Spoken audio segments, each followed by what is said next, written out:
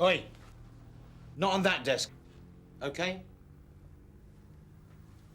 Sorry.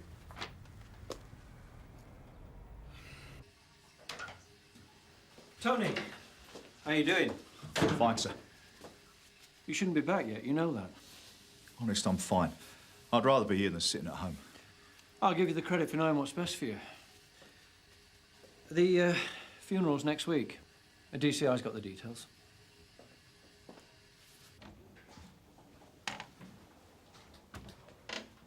Frank, you come in.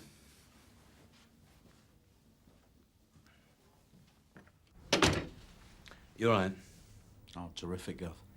You busy? Well, we are one down. Who's taking care of Viv's workload? I've shared it between Tosh and Helen. Tosh is doing her witness statements. Alan's down with the DVU. Viv had some bits and pieces for him. What about you? Right. I've got a missing person for you. This is Jason Salter, age 25, disappeared 3 days ago. Foul play. We're not sure yet. So why's he come to CID? He looks big enough to look after himself. Special circumstances. Meaning you want me out the house? Well, there is that to it. But looks can be deceptive. This strapping lad's got a mental age of 6.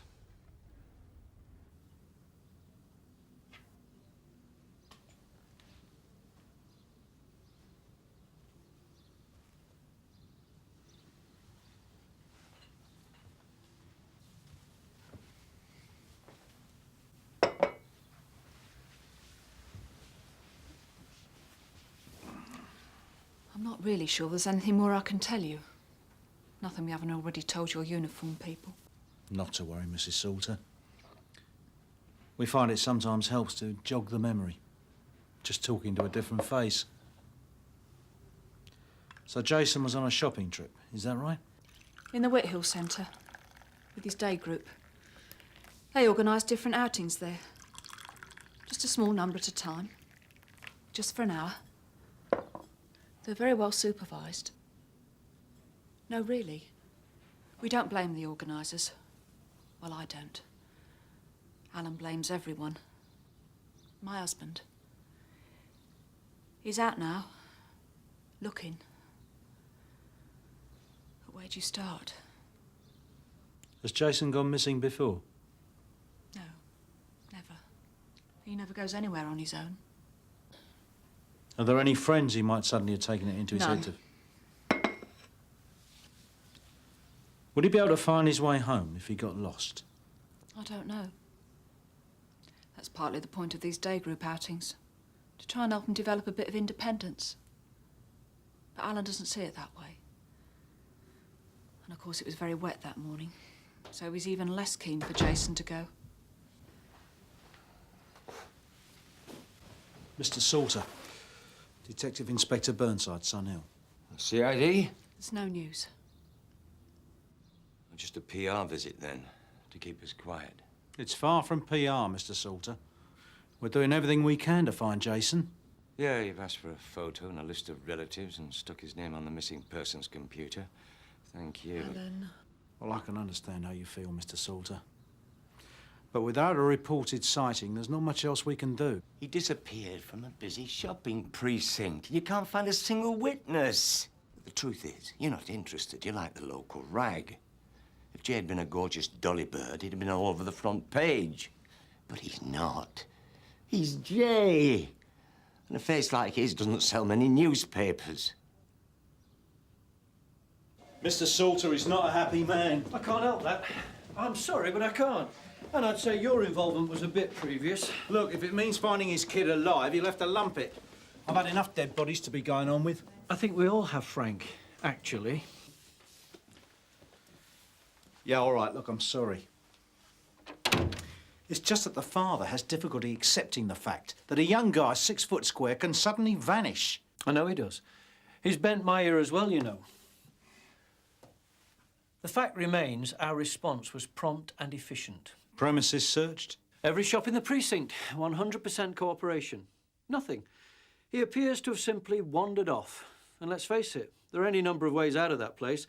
Escalators, subways, alleyways. Yes. Sorry, sir. There's been a sighting. Jason Salter, A woman saw him being dragged across Tallow Street. You know Jason Salter, right? Yes, he comes to Riverview, the adult training centre, once a week. I teach him basic handicraft skills. He's doing really well. He could be operating a machine soon, because, we have, a little factory there, Yeah, you know. but you did see him on the day he went missing. In Tallow Street. Well, the junction of Tallow Street and Elverton Road. On the corner by the library, yeah? What time was that? About 12:15. Did you speak to him? No, I was in the car. But you're sure it was Jason? Yes. I mean, it was raining heavily that morning. I mean, you were just passing in your car. Maybe it It is. was Jason. How about the person with him? I thought it was Alan. His father? Well, yeah. That's why I didn't think any more of it. You know, the fact that Jason was being pulled across the road. Because Jason, well, he can be very single-minded when he does or doesn't want to do something. I mean, basically, he's very warm and loving, But he throws tantrums. he's a grown adult. I don't think that's an appropriate term. He didn't want to cross the road, but his father was making it. But he wasn't. It wasn't Alan. Alan was home with Cheryl that morning. She just told me when I phoned. So if it wasn't his father, who was it? No idea. Some guy very like him in a blue anorak.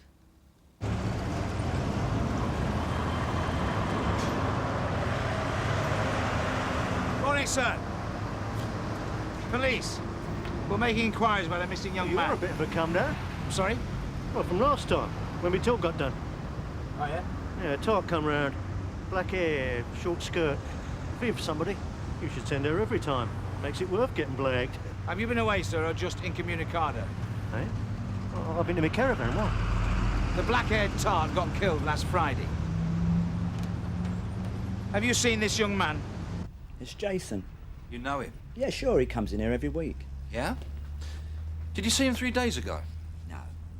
Tomorrow's his day. Comes in with his mother. Buys sweets. For the horses. Horses? At the city farm, Backhouse Lane. Now, apparently Mrs. Salter takes Jason there once a week. The thing is, it's only up the road from here. Do you want me to check it out? I think you better. Thanks, Jim. Did Jason come here last Saturday, Miss Edridge, without his mother? He couldn't have done. We weren't open. Well, if he'd come to the gates, do you think anyone would have noticed? It's just we're trying to establish his movements between 11:45 a.m. and noon, that's all. That would have been Jerry, feeding and cleaning. Jerry? Is he or she here now? No, and it's a he. Do you want his address? Please. I'll have a look in the office, though I can't guarantee. Actually, he's probably a good person to speak to. He's developed quite a rapport with Jason.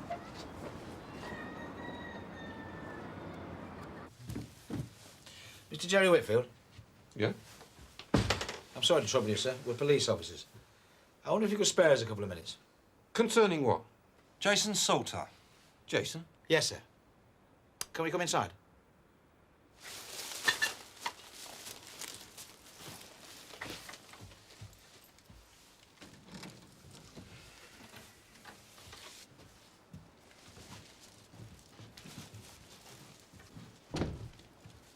Has he been up to mischief then, Jason?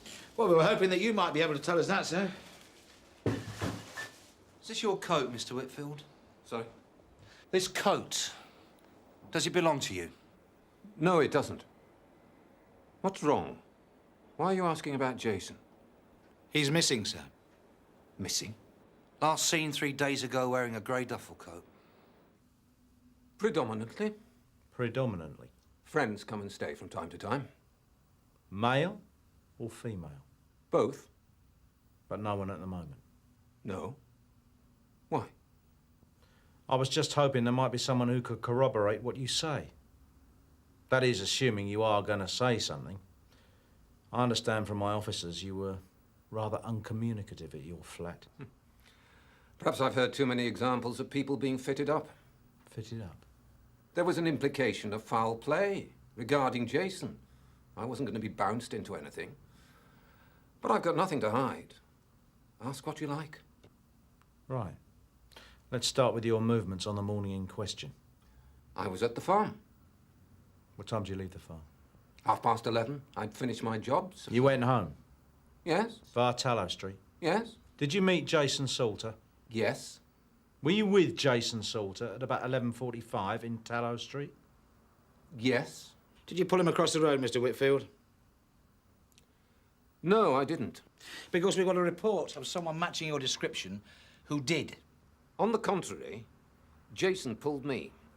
Jason Salter pulled you across the road? Yes. Why would he do that? Because he wanted to go to the farm, to see the horses.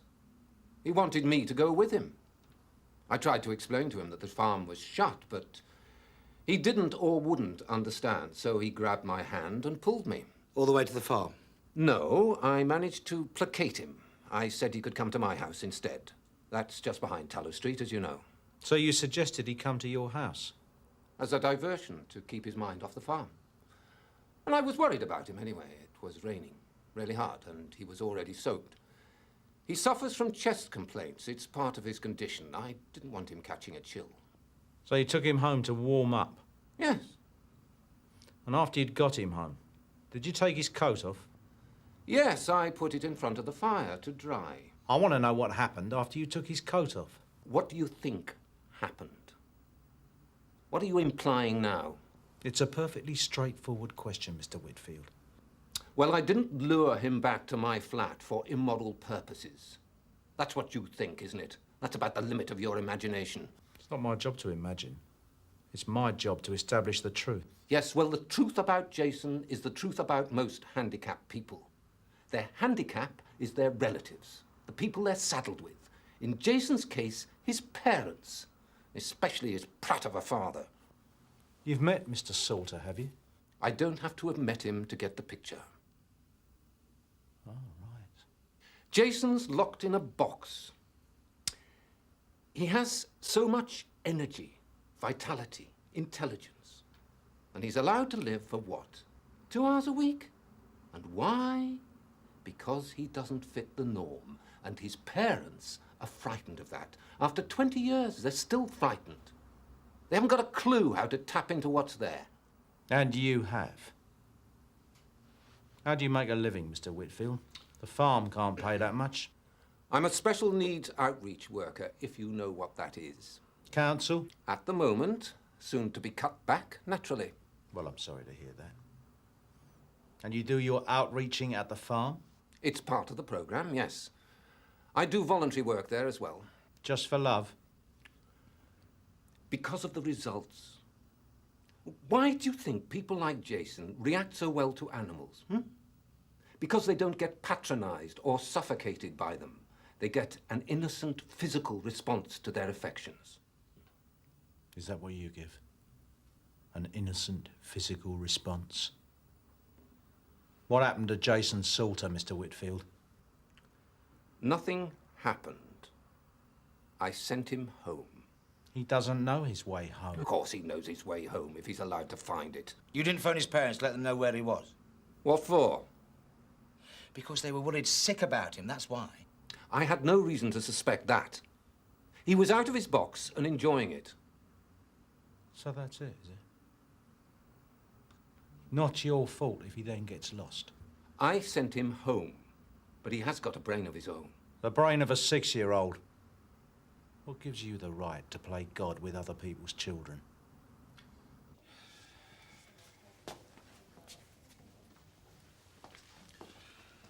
I don't know what you're getting steamed up about.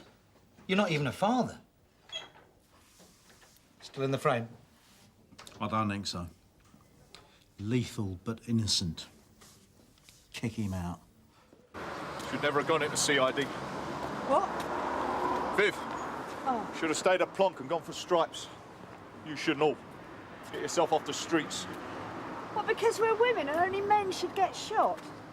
Don't be such a prat, Tony. 643 from Sierra Oscar receiving. Yeah, go ahead, Marika. We've had a 999 call from a public phone in Bream Lane. Sierra 1's tied up. Can you deal? Yes, on way. Be about 3 minutes. We're in Sheetham Road. Thanks, June. The callers are Mrs. Madison. Nature of the problem unclear. Mrs. Madison? Oh, I'm so sorry to trouble you. There's something in the canal. With my eyesight, I can't be quite sure, but... Whereabouts, love? Over by the factory. But you sure you're all right? You wait here a minute, yeah?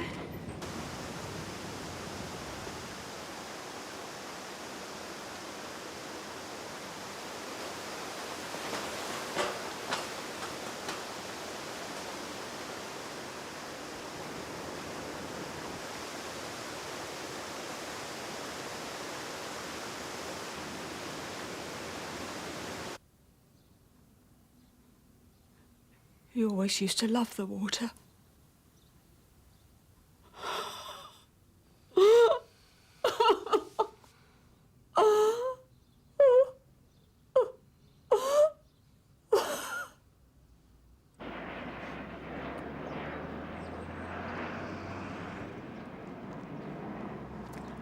Sir, Mr. Hennings reckoned he might have seen Jason 3 evenings ago. Where? By the canal. Just over the back there. Big geezer, right? Sandwich short of a picnic. Wearing a blue pullover. Well, what time was this? Oh, I don't know, about 5:30. I'm out with the dog and I. And this geezer comes along jabbering to himself. Sees Arnie, the dog like, and he's all over him. I thought he was going to crush the poor little bugger. Anyway, this other fella comes up and back down the footpath like, and he shouts out to the big fella. Can you describe him? Oh, I see him middle-aged, quite a big bloke. Not as big as a dopey one, though. Well, what was he wearing? Yeah, jeans, anorak. Colour? What? The anorak. Oh, blue. Blue, that's it, yeah. Anything else you noticed? Like what? Hair colour, style, long, short? Oh, yeah, that's right. Hair. Very short. Like a squaddy. You know, bullet head.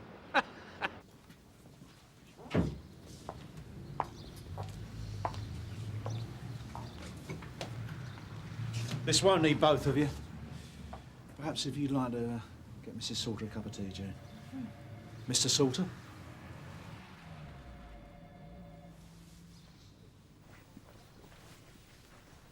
This way, please. Mrs. Salter.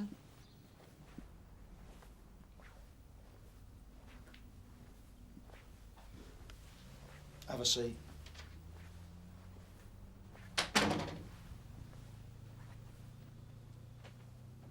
I don't know quite how to say this, Mr. Salter, at such a time. But are you sure you've been altogether straight with us? Is there anything else you'd like to tell me regarding Jason's disappearance? Like what? Time, place. The real last time you saw Jason. And where? Is this the Pratt with the dog? Were you on the canal bank behind Askill Road at about 5:30 p.m. on the day Jason went missing? God knows. One bit of canal's much the same as another. Leading you a dance, was he? Have you got kids? No. My mates all have. Well, ex-mates. My fault, the ex bit. You tend to close in on yourself with a J in the family. Why is that? Because you feel a bit embarrassed. They're all taking their 12-year-olds to football. You're taking yours to play park with his nappies on. Well, I'm sure there's no need to feel embarrassed. Could happen to anyone. No, it doesn't happen to anyone. It happens to 1 in a million. It's called an accident of birth. And you know what it's like? It's like living with a cuckoo, which just goes on growing and growing. And you know it'll never leave the nest because it can't fly. It's supposed to be a bird, but it can't fly. So you keep on feeding it and cleaning it and amusing it year in, year out until it sucks you dry. What are you trying to tell me, Mr. Salter? I'm telling you that it's hard. Some people have a lot more love to give, a lot more patience than others. Cheryl has. I wish I did.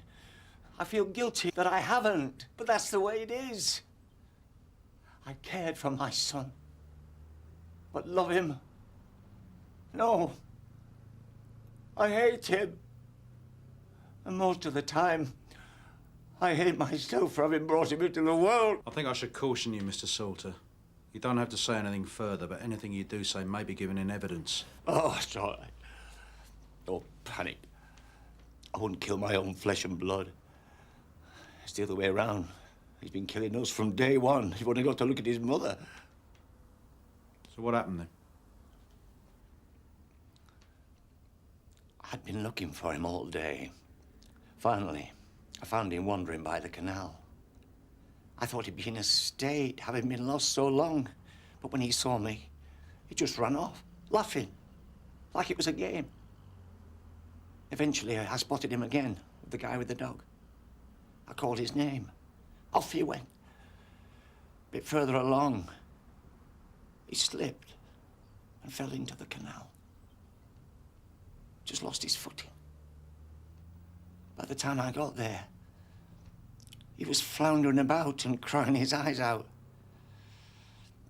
Because he never liked water.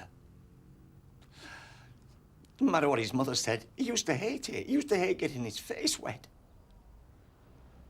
And I was standing there on the bank, and it was like, it was 10, 15 years ago when we used to go to the swimming baths. I used to try to teach him to swim.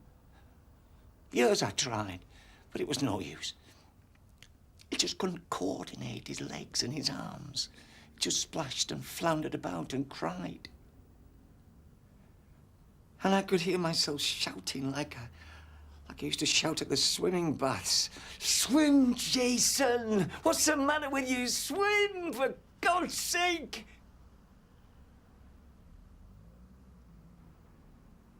And then it went quiet. It was getting quite dark, and I couldn't see him.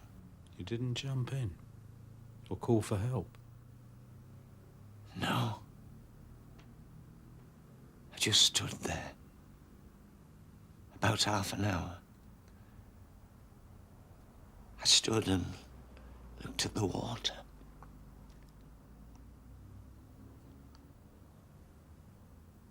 And then I went home. And by the time I got home, I'd wiped it out.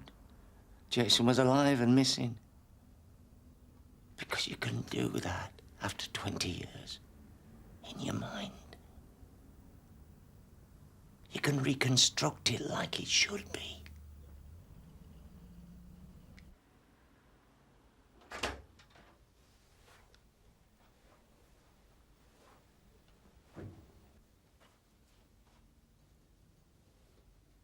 Excuse me.